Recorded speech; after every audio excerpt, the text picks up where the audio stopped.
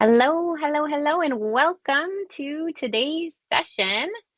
So excited to have you join us for this very popular session. So good morning, good afternoon, good evening, wherever you are in the world. And welcome to our session on AI came, AI saw, AI optimized multi-channel AI for Microsoft partners. So hopefully you know you're in the right place. I am going to talk fast through this entire session because we have so much to cover, but I want to go back to why this topic? Why now? I'm sure this shouldn't surprise you, many of you on this call, but shockingly, in just 7 years, AI software market has grown to over $100 billion industry, right? And we know this being in this industry. Next year, it's supposed to hit over 200 billion, and the year after that, 300 billion. And in the decade, incredibly, the projected growth is to be 13 times the growth rate. And 83% of companies across all markets, so not just tech, are stating AI as a top priority.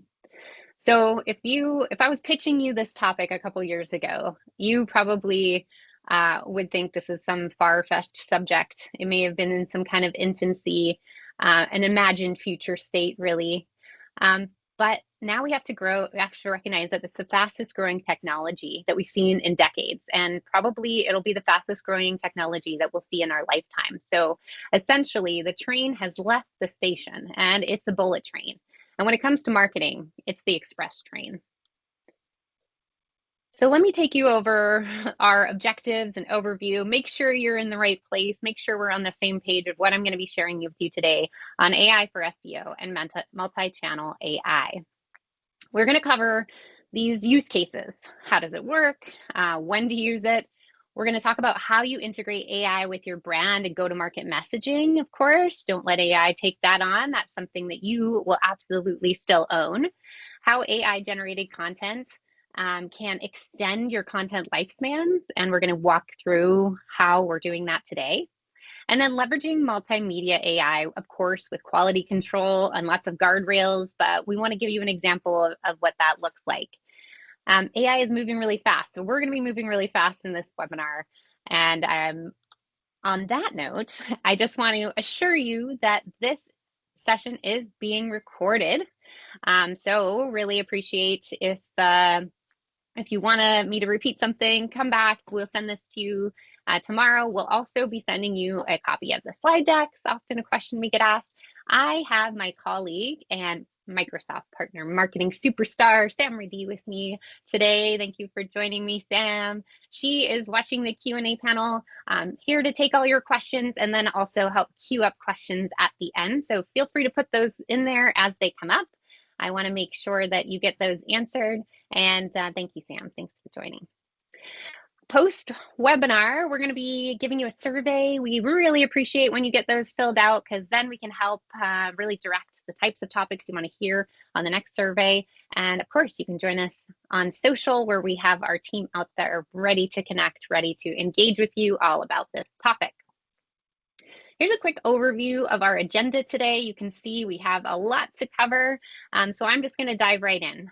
First of all, if you are joining us for the very first time on a Maven Collective webinar, welcome. So happy to have you here.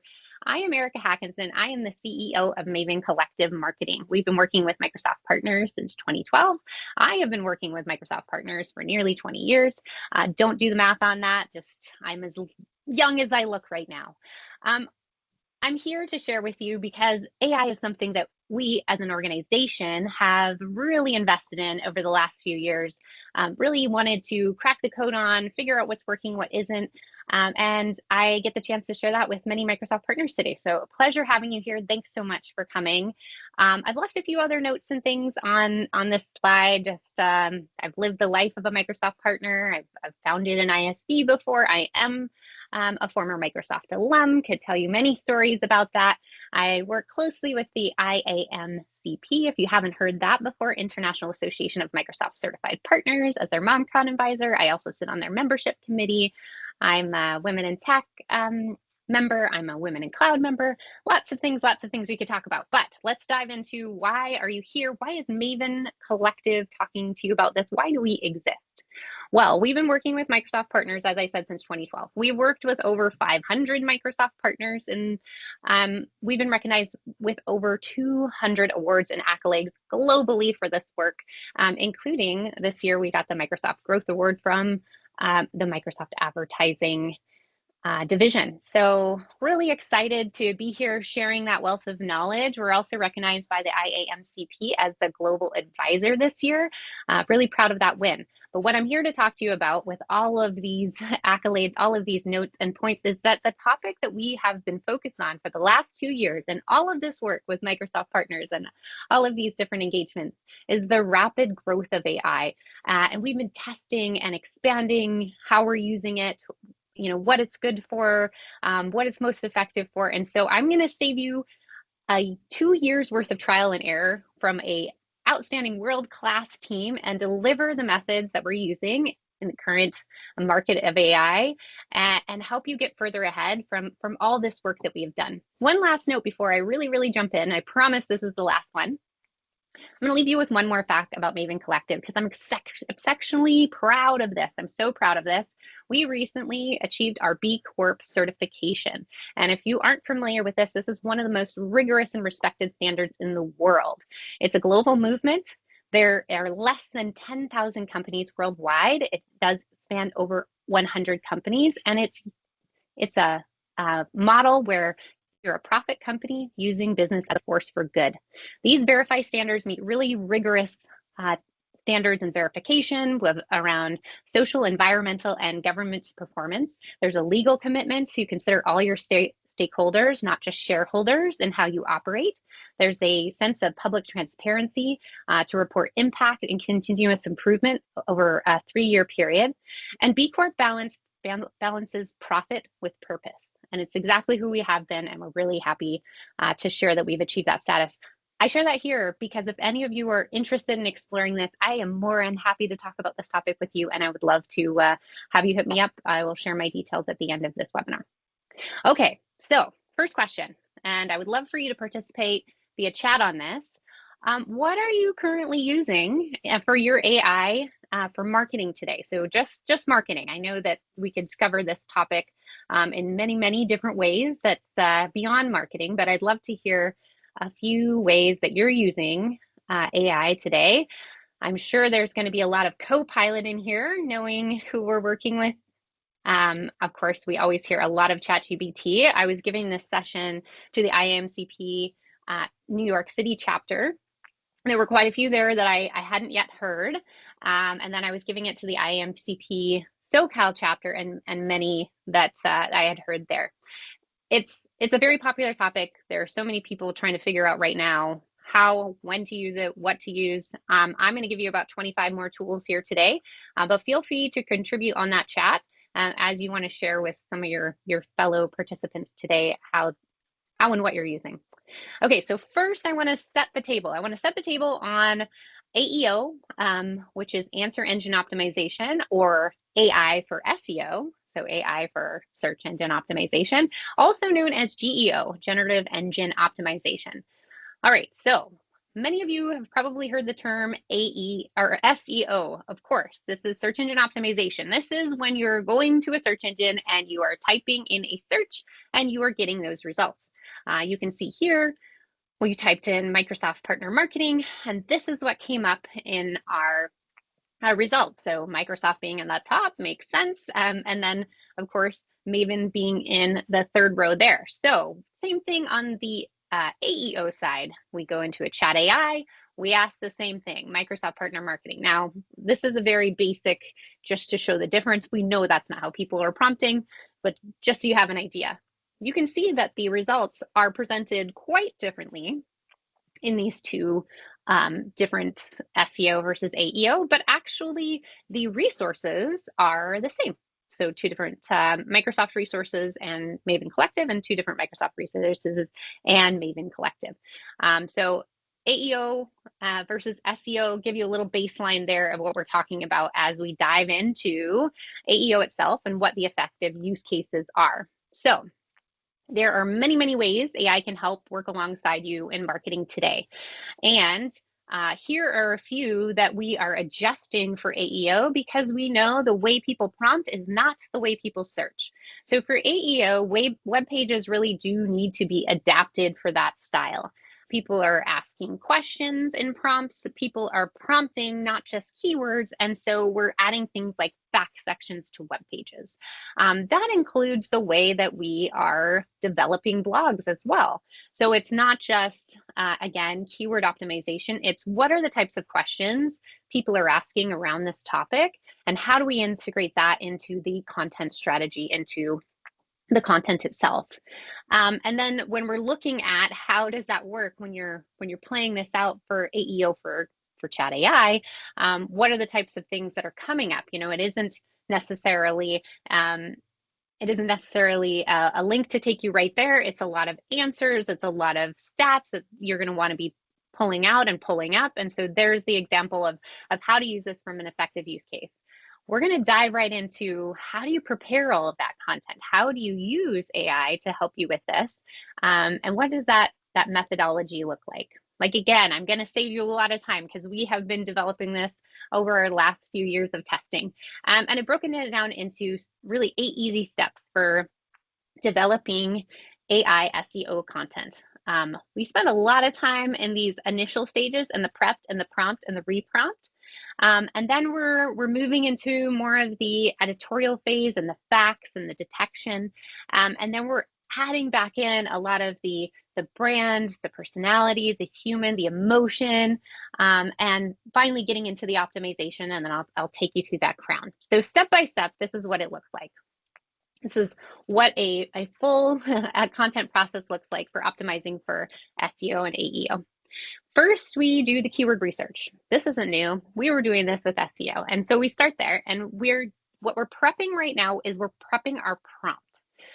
So we do the keyword research. We also want to pull in our best performing, I'm putting together a blog here, our best performing blogs that look like the outcome and are performing like the outcome we want this new piece of content to create. Then we want to do some competitive research. So if my keyword research is B2B marketing agency or SaaS marketing agency, I want to go look at who else is showing up in those scenarios and what are they showing up for and how are they showing up. Then I want to get deeper into the search intent. This search intent takes us into the AEO direction. So what are the types of things people are also looking for? How are they wording it? What are the more specifications that are in that search intent? And we start to build that prompt from this preparation information. Then we have to actually put it into the art of the prompt. Now I talk fast, so I've put this into a nice memory device for you for talks fast for your first draft. So if we walk through each of these components are first your topic. You want to really nail that. So provide the core research topic and theme. Then your audience, you want to define and hone your audience. One thing that we're developing here at Maven is really looking at leveraging things like Copilot pages so that once we have that audience developed, and maybe that's around a few different personas, not just one audience per client, but the audiences that we're targeting per client, being able to repetitively use that just like you would for some kind of saved prompt, etc. We're also looking at agents for the same idea here. Now, looking into length, you want to give it the exact length that you're trying to get it to prompt. So are we creating a social media post? No, we're creating a blog length. So we want to say, just like the blogs I'm going to give you, I want characters of 1,500 to 2,000 characters produced from this prompt. You want to make sure your keyword phrases are in there. So K being keyword phrases, and then you want to give it the structure. So you want to tell it the what is, the how to, the why does, the when should, answerable questions, and provide immediate actionable answers in 1 to 2 sentences. Getting to the second half of the prompt, we want features. So we want to give it the featured points that we want it to research and include. It can really go off on some tangents, so you want to make sure that you include this short list of featured points that you want there. Then you might make sure that there's an action. Of course, we're writing this for some action to take place. So what does the audience receive, learn, gain? Finally, a summary. So optimize for snippets. That's how AI presents information. So you want to optimize that information for snippets and summaries that can stand alone in about 50 words or less. And then finally, give it a tone. So do you want it to be professional, engaging, compelling, approachable, humorous, technical? Sometimes you can prompt with no, give it to me at the level of a 12-year-old. Make it very clear and humorous to match the brown tone and the essence of the voice. All of this gets you into the first draft of this blog we're creating. Taking you into this, I asked you a bit of a question of what you're using for marketing, and typically other question is, what are you using for your generative AI tool? So when we're prompting for creating this first draft, are you using one tool? Is it Copilot? Are you using many tools? Very curious to learn. I've asked this question quite a few times as well. Definitely a few different answers. We're seeing some answers come in. So Copilot and Perplexity for research, marketing trained GPT for content assistant. Very interesting. Test out others regularly. Yeah, same here.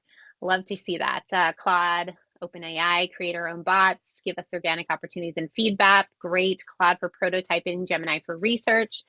Yes, we have many of these on our list as well. Claude, Clay, also Notion and Google Notebook. Great. Good to hear it. We are also testing out Google Notebook as well. And again, Copilot, ChatGPT, Perplexity, love it, love it. A lot of these are also tools that we have used and tools we continue to use. So we're really prompting across, of course, a variety of different tools when we're trying to get this first draft, because one, usually not one is doing a perfect first draft for us in the first go, and two, we're always taking a combination of the outcomes. So it doesn't tend to be one and done. It tends to be, this is a good point, that is a good point. So testing through the tools, the core that we tend to use most often, of course, are ChatGPT, Claude, Gemini, and Copilot, followed by, and I was hearing a little bit of this or seeing a little bit of this in the chat, followed by, depending on the topic, we'll bring in some others such as Perplexity, DeepSeek, Jasper, Notion, BotPress, Grok, GitHub Copilot, a bunch of others where we're really kind of going in and depending on the detail, depending on the topic, deciding which are bringing the best answers. Now, in this, there's a combination of paid and unpaid, mostly paid though, so that tends to make a difference as well. We do about 4 different prompts. We go through that exercise about 4 different prompts, and each prompt we're combining the best pieces of content to get to that next prompt. So from there, to be honest, this kind of takes us into like a 20-25% draft. We are getting somewhere. We have got some content down on paper, but we certainly are not where we want to be. And so this all goes into the science of reprompting. This is where you really put on that editor hat and you have your most discerning eye. It's where that really making sure that the content is meeting the objective you set forth. So you want to get really scientific about the composition, about the order, about the accuracy of the content. And so the reprompting looks to us like, making sure that there's subheadings. We want to make it really scannable because not a lot of people read. Is the order right? Does that even make sense the way it's been presented? Is there some kind of reordering that needs to happen? What types of content in there really need to evolve? How is the language? Is the language too superfluous? Do we really need to get it down into more concrete, which is where we bring in examples. We want to make sure that we're using examples and making it really resonating with that audience, of course. Now, when we get into prompting, it can be as wide as we're reprompting a lot of the content. It can be as little as we're reprompting a paragraph or a sentence. But what we want to do is just keep prompting till we get to a stage where we're much closer to a final draft. So we spend a lot of time here in editorial. Other prompts that really come in here are like audience tailoring. So has it picked up your audience well? And if it hasn't, be reprompting for that. Sometimes it drops like your actual featured facts or featured core points that you want in here, and you have to put that back in. We're always prompting for removing AI language. We have a laundry list of what that is. And so we're always trying to get that language out of there. Nobody wants to hear it reiterate itself. Here's the thing, AI often forgets things. It ignores things, it drops things. So you really have to use that discerning eye to make sure that isn't happening in these reprompts. It's a good writer, but sometimes when it's good, it can be really persuasive, but that doesn't make it right. So you really need to ensure you're double and triple checking everything to get that reprompted next draft. So this takes us 3, 5 more times, and don't be afraid to just reprompt little small sections because that's where we spend a lot of time iterating, usually when we're at this stage. So stage 4, fact checking.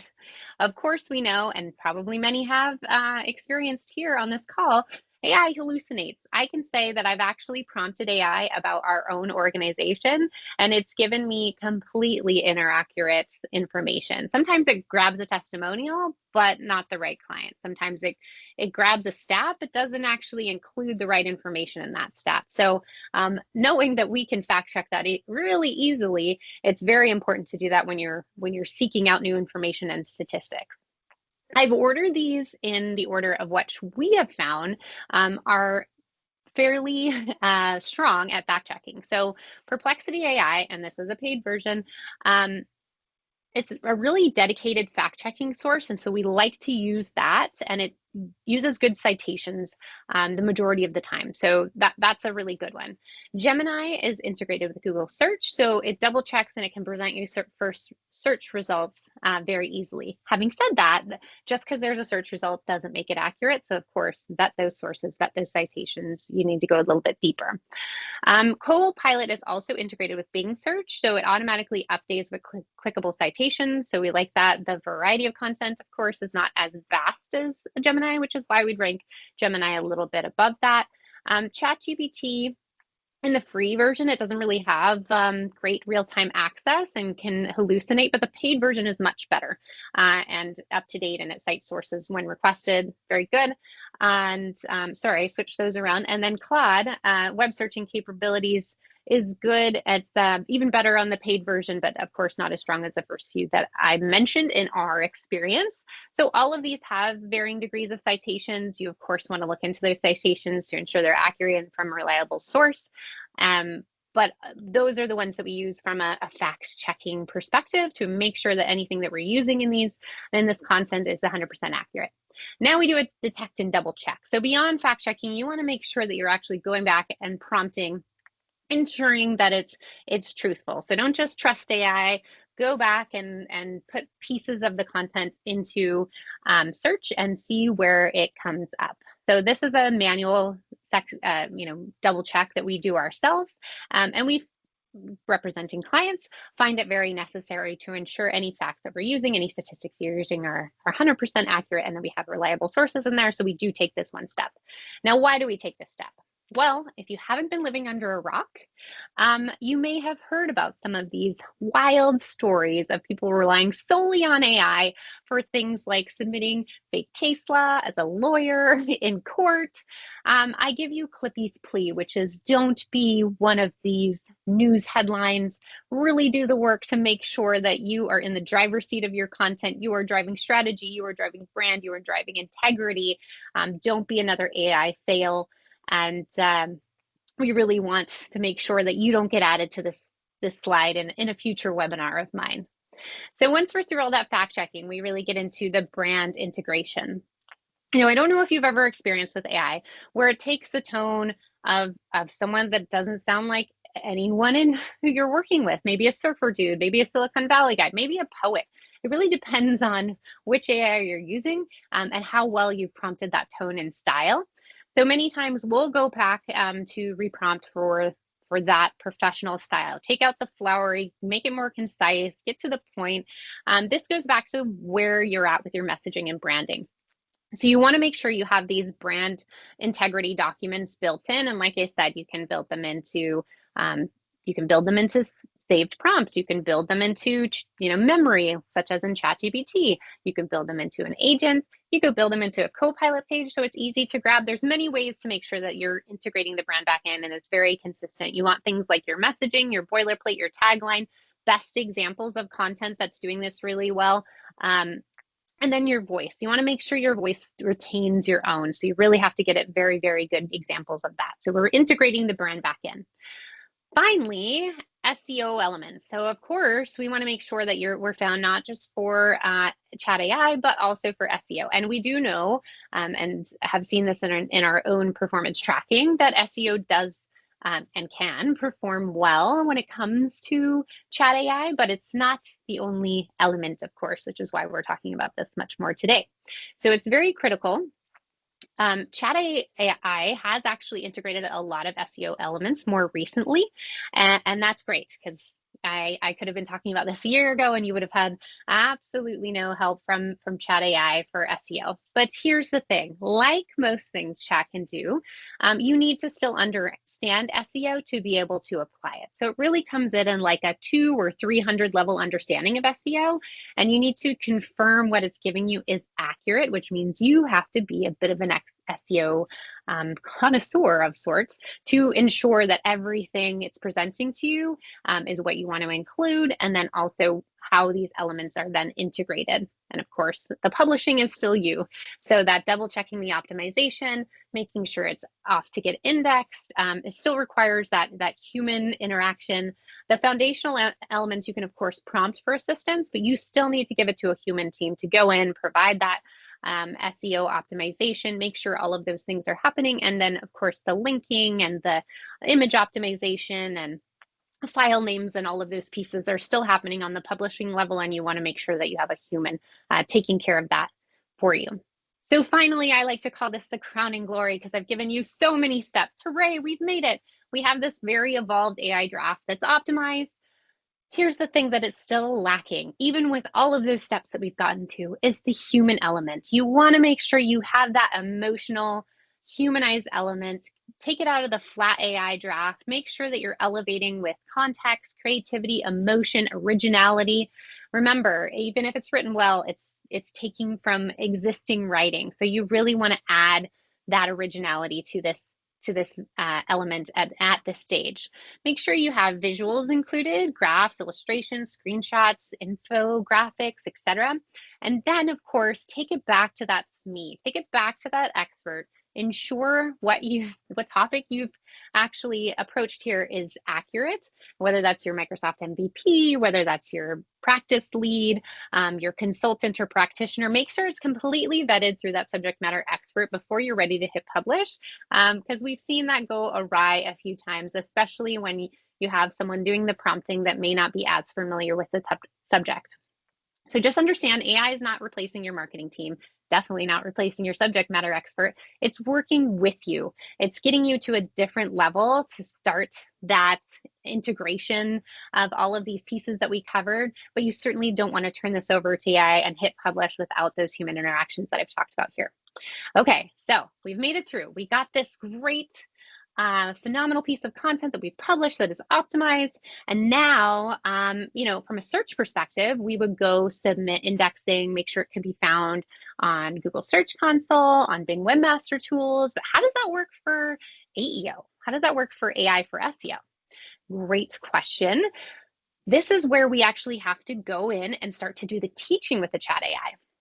So one thing that we like to do, which is very clever in my opinion, is actually submit the new published post to Chat AI across the variety, of course, like we said, and ask it to do a summary AI overview. When it gives you that summary AI overview, if it's good, if it makes sense, go integrate that back into your blog, because AI is telling you exactly what it's looking for. And then if you can go integrate that back into your blog, AI loves that. AI loves that you've taken that overview. So like I said, if it makes sense, you could also look at using it for social as well. Then submit that across Chat AI to remember. Tell it to index, right? Then prompt Chat AI with questions from the blog article. You've included specific questions so that Chat AI can find you. Now prompt that in. Now ensure the answers also include your brand and company. If it does not, then prompt it again. Get it to include those two things together. Then prompt Chat AI to remember this brand question answer set, and do that across many chats. And then finally, 1 week later, come in and reprompt to remember. Now, 1 week in is an example. you can do this continuously, of course, and you want Chat AI to be remembering. Remember, it forgets things, it drops things. You need to be coming back. So this is our way of doing kind of coaching and indexing so that Chat AI is recognizing this source that you have just published and spent all those time and energy getting to that crowning glory level. Okay, so this is where it gets really exciting. You still have that great blog. Now you can turn it into social. We just jumped into social for AI. So social for AI, there's a variety of tools that can help you with this. Many we've talked about already, like ChatGPT, Copilot, Gemini, Claude, Perplexity. It's very good at taking very long pieces of content and summarizing it for you. Now, of course, you want to tell social what you're trying to do with this content. So not just summarize, actually, I want to go create a LinkedIn post about this blog. I want it to have my brand integration, and here's my audience, and here's a great performing post that's done really well around this topic, and make sure it has the hashtags that we want to be able to show up for. You can also use tools like Social Sprout or Hashtagify to bring these in or prompt with that. Of course, for social, it's much more engaging if you have some graphics. And for graphics, we use a variety of tools as well. We use Sora, we use Midjourney, we use Canva, Figma Builder, etc. Often we're using kind of a base template in the background from Canva, and then we're prompting through some of these others to get a unique version at the top. So you want to use previous performing social posts as a starting point. Of course, you got your blog. You want to be really specific about your platform. You want to bring your brand and messaging and tone, and then ensure the key points are specified. These carousel posts perform quite well in our experience on LinkedIn. And so you can actually prompt for the bullets in those as well. Tell it what you're doing. And then help leverage the image generated AI to build core backgrounds and consistency. You want to stay on brand here. You don't want your brand content to go all over the place because you've decided to leverage AI. Like I said, you want to put those guardrails on, pull in that main point into the carousel. You can turn this into a video or a gift or like carousel content, for example. Ensure that the content is accurate with the article that you have published, of course.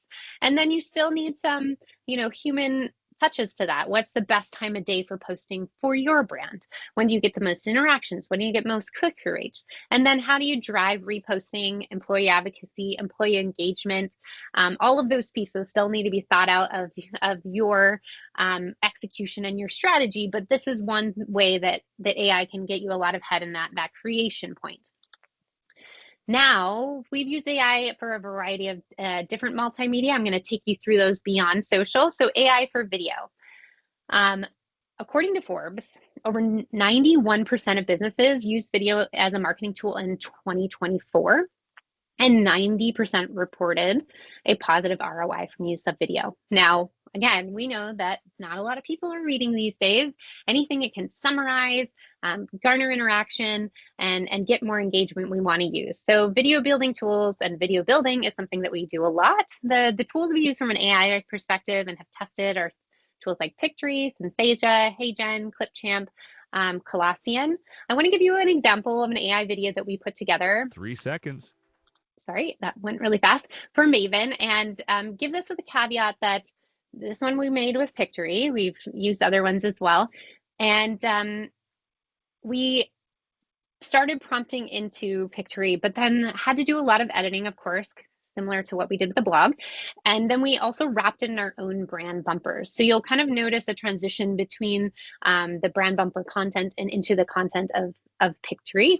The other thing I will note is that not all video tools are great at audio. So sometimes we're pulling out the audio from the video and we're using a different video or a different audio tool and then restitching that all together. So there's lots of variety of ways to do this, but I'll take you through the steps before I play the video. So first, we use a summary to get text to a video script. We want AI to summarize it. We edit it for key points, spelling corrections, what we want to emphasize, of course.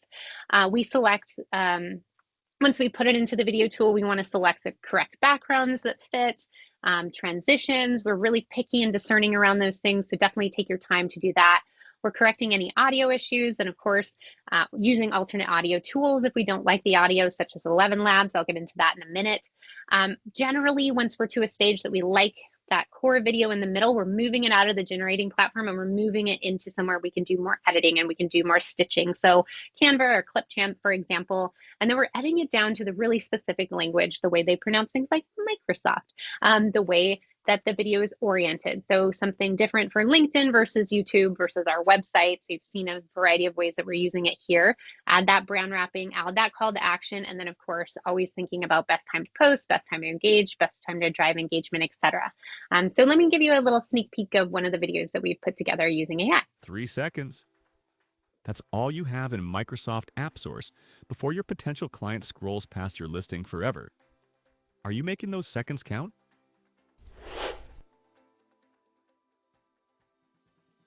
In this video, you'll learn. So I'm just going to interrupt here because it goes on for a few minutes. One, we're very transparent when we use AI. We say that it's AI generated. I encourage you to do the same. It's much better to provide transparency than to try to pass this off as someone that's working in your business. It sounds like a lot of the rest of the internet, of course. So that's one thing. The other thing from a video marketing perspective is just to make sure you always have caption on, because lots of people do not actually turn on the audio. And so you want them to be able to interact with the video as well. Okay, I'm going to keep going in the interest of 3 time seconds. So that we can get you into the other examples of multi-channel AI. So AI for audio, we're using this in a variety of different ways. And I believed that I heard someone talk about Google Notebook, so I want to talk about that here. So we're using it for social as a way to drive further engagement. We're using it on our own blogs to be able to provide an audio version of the blog so you can listen to it instead of just read it, which is great. You saw on the previous slide, you can watch a video overview of the blog instead of read the blog. So lots of different ways and different channels, the way people learn. So audio as a medium, according to the AIB Media Center, in the US, it accounts for over 20% of the digital media consumed in a plus 18 or adult time spent per day. Pretty impressive. But right now, it's less than 3% of digital ad revenue. So what that says is that audio is a big market to be able to tap into that it isn't that saturated. The way that we're using audio is we're splitting the blog up into 2 or 3 sections. We're using text to speech for each of these sections. We are adapting it, like fine tuning it up to the sentence. So it's really just kind of giving it a little of the time, making sure that we like what it's generating, and then we're adjusting based on speed, stability, similarity, how it's exaggerating style, and fine tuning those things. Once we're done and we like what we've produced with the audio file, we're moving it into an editing platform such as iMovie, combining the audio files, and then adding breaks between the section. I'll give you a quick example. This one, we are using Google Notebook to create a webcast from a blog. Now, this is just an example. And the one downside we've seen with this is it's not editable. So I will give you that caveat at this time. Oops, sorry, it's jumping on me. Let's see if it'll Welcome play. to the deep dive. Today we're plunging headfirst into a really critical incident. It's become a huge signal, really. Yeah, a major one. Not just for one company, but honestly for the entire Microsoft partner ecosystem. We're talking about the recent ransomware attack on Ingram Micro. A household name in IT distribution, really, one of the biggest. Absolutely, one of the world's. So really interesting. The voices were selected. They decided to do a discussion based on that. Copilot also has this, and we've used Copilot for this as well. But really interesting technology in its infancy. Like I said, we're using a few other tools, but definitely keeping our eye on Copilot for podcasts, and then also Google Notebook for podcasts as well. Welcome to the deep dive. All right, so for graphics, we're using a variety of tools. I may have mentioned Sora, Midjourney, Canva, DALL-E, etc. We're really trying to stay on brand, so we tend to have backgrounds that sit, for example, in Canva, and then we bring in foregrounds that we're generating with lots of detailed steps with things like Sora and Midjourney. So it's really important to nail the base prompt with matching current brand and graphics. You want to ensure the brand colors and guidelines are strictly met. Sometimes we're tuning that to the very end. Developing a base background template for consistency, which I mentioned, we keep, and then we add that foreground. Personally creating mood boards that can be referenced so that when you're prompting, it can be matching mood boards, as well as style references and omni references. Very important to get consistent output. And then taking out image generation for that post editing and exact color matching, which is really important. So you can see we're using these across blogs, we're using these across social, and we're using it in a variety of different go-to-market content. So what does this look like all together? What did we cover today all together when we're looking at a multimedia AI campaign that we've put together using a variety of different AI tools as a toolbox for us to pull in as marketers, where we're leading the strategy, we're leading, the thought leadership, and we're pulling it in to really get us there faster. So we're leveraging it for a blog for that first piece of content. We're doing all of that prompting and that 8 steps I took you through and getting that subject matter expert to sign off on the topic. Taking that into social with a variety of AI tools, both for the content and also for developing the imagery, whether that's video, whether that's carousel, whether that's a GIF, etc. We're taking it also into a video, so that video can be used again back into the blog. It can be used on social. It can be used on your YouTube channel, etc. Turning it into audio as well. Again, you can listen to the blog instead of read the blog, which is a great option. I know I use that a lot myself with New York Times, for example. And then also using it for promoting the blog. So we're using it across social platforms. Again, YouTube is another one for that. And then finally, graphics. I guess I could have kind of flipped that around because we need graphics for all of these components. And it's a critical part of when we're developing blogs that we have different blog graphics, and we're leveraging the variety of tools that I just mentioned to do that. So we're here at the end. And if nothing else, I want to make sure that you take away a few key lessons from using AI in these ways, using AI as your multimedia AI campaign generation with you. So it's an integrative marketing strategy, but it is not your marketing strategy. AI is not your marketing strategy. You're using it as a tool, just like you use a variety of other marketing tools.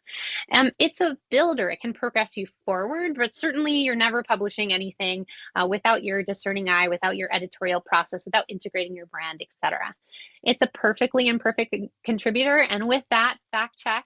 Remember Clippy's plea, do not end up in one of my example of one of my sessions in a future presentation, I beg of you.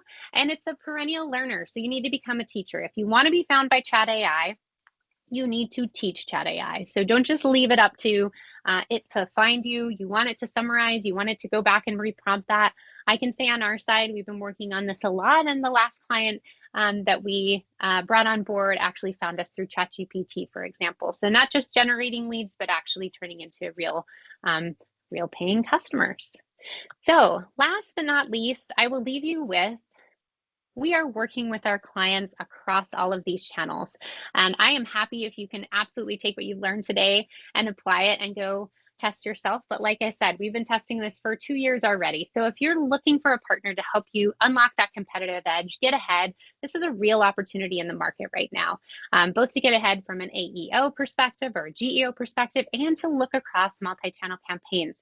That's not the big production cost of really leveraging video production and having your own podcasting studio and having a full graphics team to have to be able to do this. There are ways that we can use AI tools now that can help you boost your digital presence across search, social, email, paid, and content marketing in a very short period of time. So our strategy leverage answer engine optimization and AI-driven content to increase leads, to increase customer engagement, to deliver real marketing ROI. So we take a single piece of content that we develop leveraging your thought leadership, and we intelligently repurpose it across all of these channels so that you can have optimized answer engines and AI assistants where you're getting traffic from these sources reliably and can track that month over month, year over year. And this is a starting package at $7,500 a month. So if you're looking to work with award-winning Microsoft Partner Marketing team, we're here. We'd love to help you. We'd love to talk all of these topics and more with you. So please visit the URL here if you're interested in working with us. We'd love to hear more from all of you. Would love to hear what you thought of this session today as well. That takes us to the end. And Sam, I know I'm tight on time. Are there any questions? Thank you so much for sticking around. Thank you so much for sticking around for the learning and sharing. And feel free to subscribe to our YouTube channel or our LinkedIn newsletter to learn more. Thank you, Erica. That was great. And I'm sure all our listeners today have gained a lot of value from us having tested all these AI platforms and putting together best practices for them. We do have some questions coming in, and the first one here may not be as AI associated, but one of our attendees was curious of like what hosting platform are we using, whether it's WordPress, a CRM, or an HTML page for our AI generated content. Good question. It's kind of a tricky question, so I'm going to try to answer it in a variety of ways.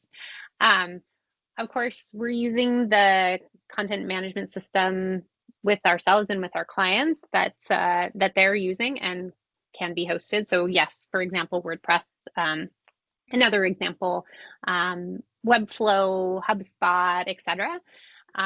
When it comes to other content, we're hosting it on YouTube channels. We're hosting it on social, in social platforms, etc. So I guess not one place, many places, depending on the use case.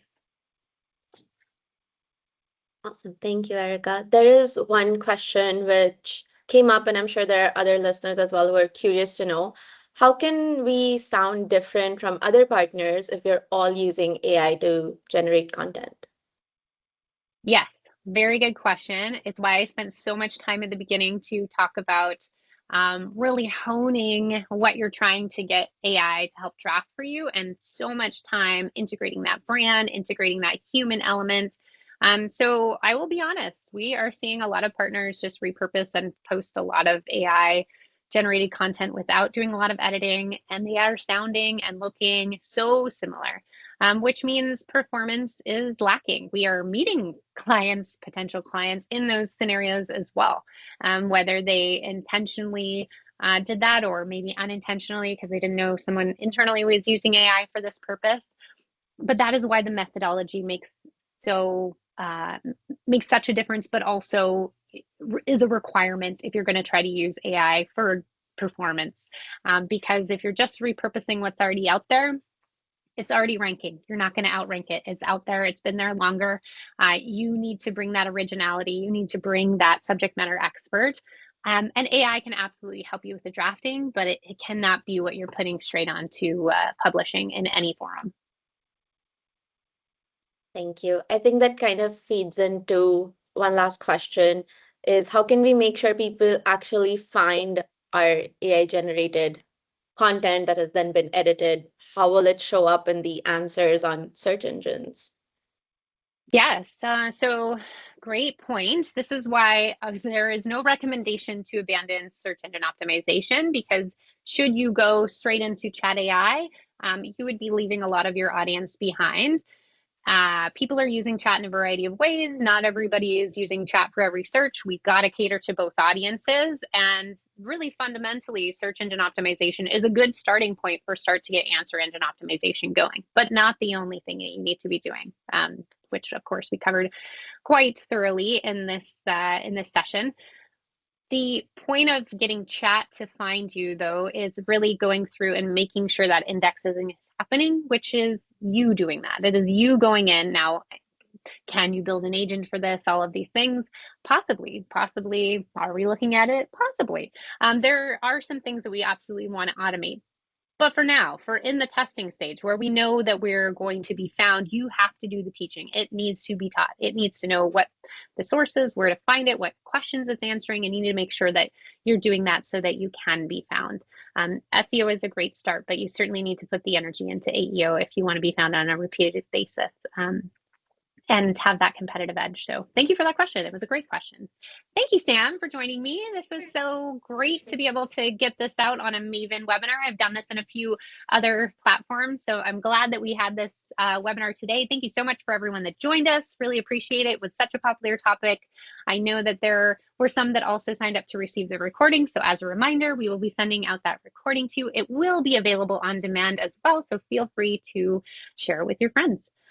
Appreciate everyone's time today. Thank you for joining us. Really looking forward to the next time we get to spend time together, and have a great rest of your day, everyone. Thank you again, Sam. Have a great day.